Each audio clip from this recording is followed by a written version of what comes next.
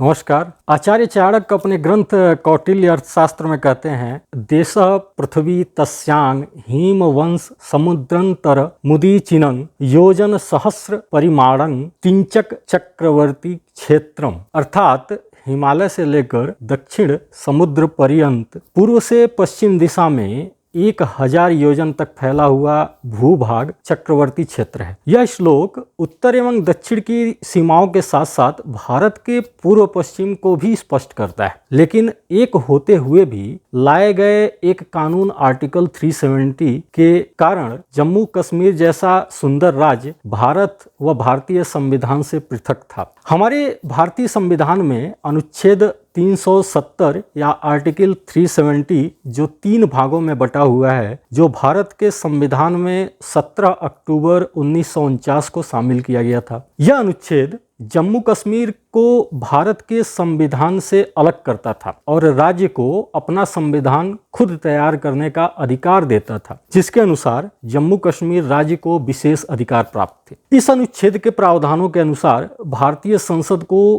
केवल रक्षा संबंधी, विदेशी मामलों से संबंधित और संचार संबंधित कानून बनाने के अधिकार प्राप्त थे। हालांकि 5 अगस्त 2019 को भारत के राष्ट्रपति द्वारा मंजूरी के बाद भारतीय संसद में यह फैसला लिया गया कि अनुच्छेद 370 को खत्म कर दिया जाए। नए फैसले के अनुसार अनुच्छेद 370 के तहत जम्मू कश्मीर राज्य को मिले विशेषाधिकार खत्म कर दिए गए हैं, अर्थात जम्मू कश्मीर राज्य भी अन्य भारतीय राज्यों के जैसे ही एक सामान्य राज्य रहेगा। जम्मू कश्मीर को विशेषाधिकार मिलने के पीछे भारतीय संविधान का एक और अनुच्छेद 35A है, जिसके अनुसार जम्मू और कश्मीर राज्य के विधानमंडल को और इस राज्य के स्थायी निवासियों को विशेष अधिकार दिया गया था। इस अनुच्छेद को भारतीय संविधान में 14 मई 1954 को तत्कालीन जम्मू कश्मीर सरकार की सहमति से राष्ट्रपति के आदेश के बाद जोड़ा गया था। 35A अनुच्छेद 370 का ही हिस्सा माना जाता था। जब तक अनुच्छेद 370 जम्मू कश्मीर में रहा है, तब तक भारतीय संसद को जम्मू कश्मीर में केवल डिफेंस सेक्टर, फॉरेन सेक्टर व कम्युनिकेशन सेक्टर के विषय में कानून बनाने का अधिकार था एवं किसी अन्य विषय से संबंधित कानून को लागू करवाने के लिए भारतीय संसद को जम्मू कश्मीर राज्य के सरकार की मंजूरी चाहिए होती थी। इसी विशेषाधिकार की वजह से जम्मू कश्मीर राज्य में भारतीय संविधान की धारा 356 लागू नहीं हो सकता था। इसके अलावा जम्मू कश्मीर में धारा 360, जिसके तहत देश में वित्तीय आपातकाल लगाने का प्रावधान है, जो कि जम्मू कश्मीर में बिल्कुल भी लागू नहीं हो सकता था। साथ ही साथ इसी विशेष दर्जे के कारण सन 1976 का शहरी भूमि कानून जम्मू कश्मीर के भीतर लागू नहीं हो सकता था एवं भारत के दूसरे राज्यों के लोग जम्मू कश्मीर में अस्थायी निवास नहीं ले सकते थे या जमीन नहीं खरीद सकते थे। इन सब के अलावा RTI और CAG जैसे कानून लागू नहीं हो सकते थे। जम्मू कश्मीर के नागरिकों के पास दोहरी नागरिकता होती थी। जम्मू कश्मीर का अलग संविधान, अलग राष्ट्रध्वज था। जम्मू कश्मीर की विधानसभा का कार्यकाल 6 वर्षों का होता था, जबकि भारत के अन्य राज्यों की विधानसभाओं का कार्यकाल केवल 5 वर्षों का है। जम्मू कश्मीर के अंदर भारत के राष्ट्रध्वज या राष्ट्रीय प्रतीकों का अपमान अपराध नहीं माना जाता था। साथ ही साथ भारत के उच्चतम न्यायालय के आदेश जम्मू कश्मीर के अंदर मान्य नहीं हो सकते थे।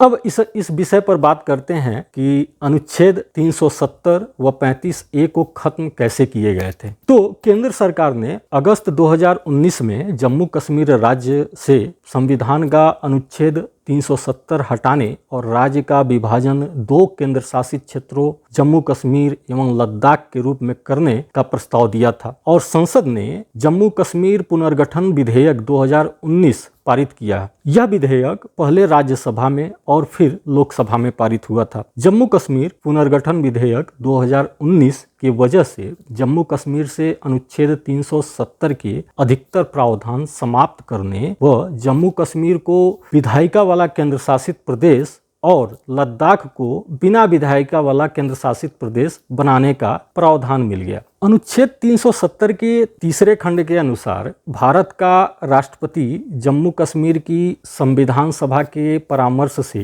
धारा 370 को कभी भी खत्म कर सकता था, लेकिन नवंबर 1956 में जम्मू कश्मीर में अलग संविधान का काम पूरा हो गया और अंततः 26 जनवरी 1957 को राज्य में विशेष संविधान लागू कर दिया गया और साथ ही साथ जम्मू कश्मीर के अंदर से संविधान सभा को भंग कर दिया गया 26 जनवरी 1957 को ही। और अंततः 5 अगस्त 2019 को इन्हीं तर्कों से राष्ट्रपति ने 2 आदेश पारित किए, जिसे CO 272 और CO 273 कहा गया। इन 2 आदेशों का उपयोग संसद में अनुच्छेद 370 को निरस्त करने के लिए किया गया। उन्हीं CO 272 और 273 आदेशों का उपयोग करके ही भारतीय संविधान के 367 में संशोधन किया गया, जिसमें यह कहा गया कि जम्मू कश्मीर की संविधान सभा के संदर्भ का अर्थ विधानसभा है। और यही तर्क काम आया और फाइनली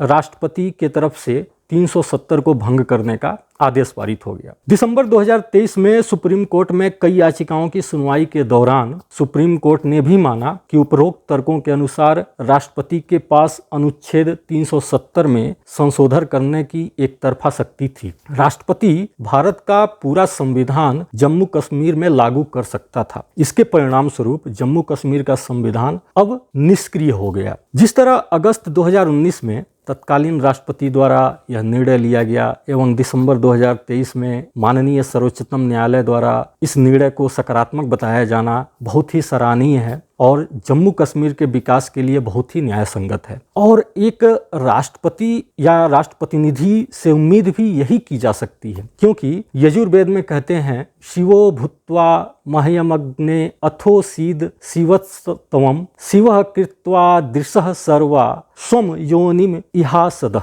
अर्थात सिंहासन पर बैठे हुए शासक या राष्ट्र प्रतिनिधि को चाहिए कि देश के सभी दिशाओं में रहने वाले प्रजाओं नागरिकों के लिए निरंतर मंगल युक्त न्याय करें जो राष्ट्र हित में हो। अनुच्छेद 370 का बड़ा मुद्दा बनना इसके सबसे विवादित खंड 2 व खंड 3 से थी, जो कंट्रोवर्सी से भरी हुई थी। इन दोनों खंडों को ही समाप्त किया गया है, मतलब प्रभावी रूप से अनुच्छेद 370 से आजादी मिल गई है। हालांकि 370 का खंड 1 लागू रहेगा, जिसके अनुसार जम्मू और कश्मीर की सरकार से सलाह करके ही भारत का राष्ट्रपति संविधान के विभिन्न अनुच्छेदों को जम्मू और कश्मीर पर लागू कर सकता है। संविधान में इन बदलावों के बाद बहुत से फायदे हुए हैं, जैसे कि अब जम्मू कश्मीर में देश के अन्य राज्यों के लोग अस्थायी नागरिक हो सकते हैं। जम्मू कश्मीर में अब भारतीय संविधान पूरी तरह से आ गया। वह भारतीय ध्वज